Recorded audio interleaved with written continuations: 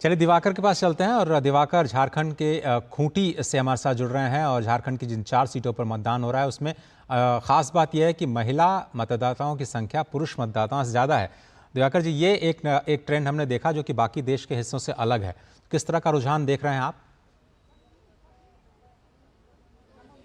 जी देखिए, निश्चित तौर पर झारखंड का जो रुझान है वो उत्साहजनक है।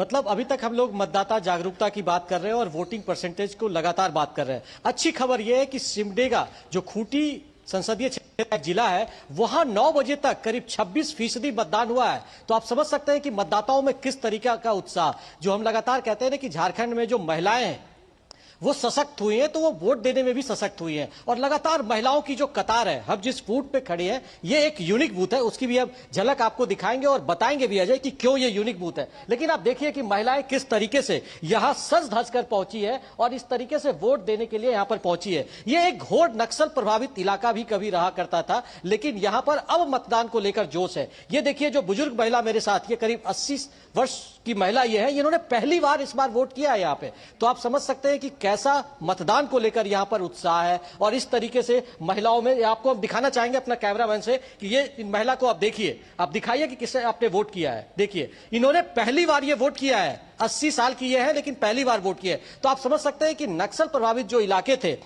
वहां पर पहले किस तरीके का खौफ था, डर था, और उसके बाद लोग अब वोट करने के लिए आगे आए हैं। और इन महिलाओं में देखिए ये पारंपरिक परिधान में सजी हुई महिलाएं यहां पर हैं। और ये जो बूथ है उसको एक तरीके से परंपरा और प्रकृति के जरिए सजाया गया है। यहाँ के खूबसूरत जो फूल है उससे इस मतदान केंद्र को सजाया गया है। और उसके बाद यहाँ पर जितने भी लोग हैं वो सभी ट्रेडिशनल ड्रेस में आपको नजर आ रहे हैं कि किस तरीके से, ये देखिए यहाँ पर लोग जो ग्रामीण इलाके के लोग हैं, ये काफी दुर्गम इलाका है। ये खूंटी संसदीय क्षेत्र का तोरपा का इलाका है जो काफी दुर्गम माना जाता है, नक्सल प्रभावित इलाका है। यहां पर ठीक से कनेक्टिविटी भी नहीं है, उसके बावजूद मतदान को लेकर लगातार उत्साह और जोश यहां पर देखने को मिल रहा है। और यहां के लोगों से, जब मतदाताओं से हम बात कर रहे थे, यहां तक कि गांव के प्रधान से जब हमने बात किया तो उन्होंने बोला कि हम राष्ट्रीय स्तर को इस बार ब्रेक करेंगे। हमारे गांव के जो सभी लोग हैं 100% लोग यहां आकर मतदान करेंगे। ये कोशिश लगातार सुबह से ये लोग कर रहे हैं। सब लोगों ने बिना जलपान किए पहले मतदान केंद्र पर पहुंचे हैं और उसके बाद ये मतदान कर रहे हैं। देखिए किस तरीके से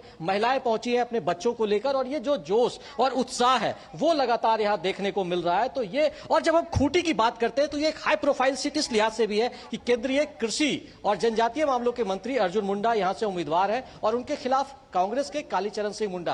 तो 2 मुंडा के खिलाफ यहां पर एक तरीके से जंग जीतने की लड़ाई है। और अगर हम बैकड्रॉप या बैकफ्लैश की बात करें तो खूंटी का सीट इसलिए भी खासा महत्वपूर्ण है कि हॉकी, महान हॉकी खिलाड़ी मरांग गोमपे जयपाल सिंह मुंडा भी इस सीट से 2 बार देश का प्रतिनिधित्व कर चुके हैं। लोकसभा के डिप्टी स्पीकर करिया मुंडा यहां से 7 बार जीते हैं और भारतीय जनता पार्टी का यह गढ़ भी माना जाता है। तो इस लिहाज से यह काफी हाई प्रोफाइल सीट है। और अगर पूरे झारखंड की हम बात करें तो झारखंड में चौथे चरण में 4 सीटों पर मतदान हो रहा है। करीब 65 लाख मतदाता हैं जो अपने मताधिकार का इस्तेमाल कर रहे हैं और चारों के चारों हाई प्रोफाइल सीट है।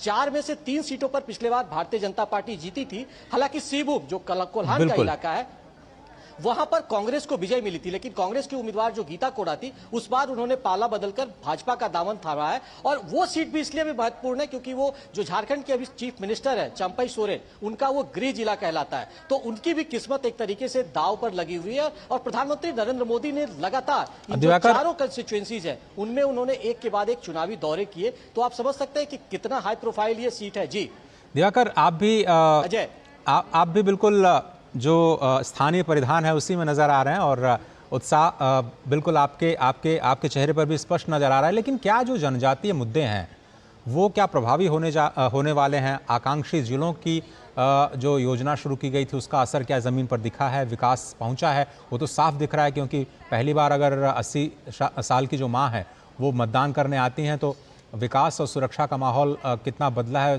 समझ में आ सकता है। लेकिन तैयारियां करने में क्या दिक्कतें हुई या पहले से काफ़ी चीज़ें बदली हैं? और ख़ासतौर पर जनजातीय अस्मिता कितना बड़ा मुद्दा है?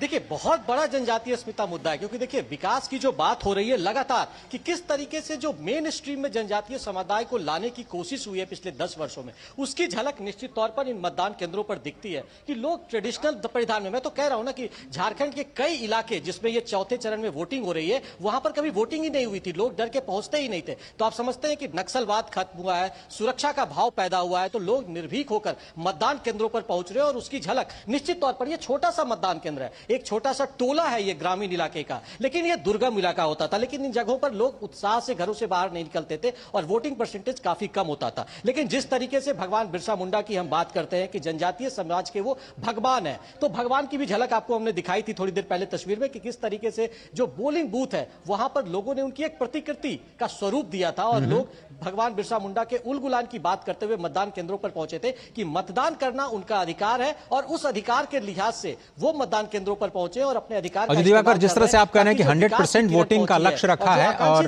शायद आया है कि उनके घरों तक अब सड़कें पहुंच रही हैं। जी बिल्कुल, और शायद पूरे देश को ये संदेश जाता है खूंटी जैसे मतदान केंद्र से, एक छोटे से मतदान केंद्र से, कि जो 100% मतदान के लिए लोग बाहर आए और ज्यादा से ज्यादा संख्या में मतदान करें।